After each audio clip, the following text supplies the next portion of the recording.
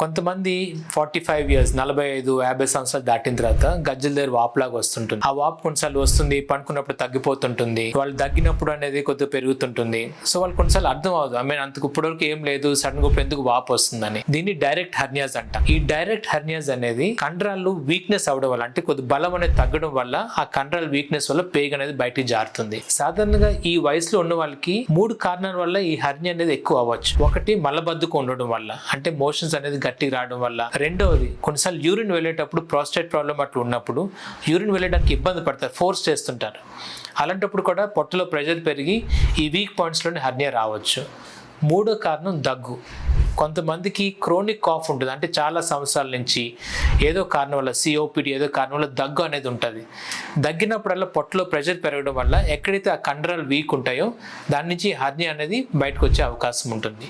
వీటిని direct hernias అంటాము. ఇది సాధారణంగా 45-50 సంవత్సరాలు దాటిన వాళ్ళకి వస్తుంది.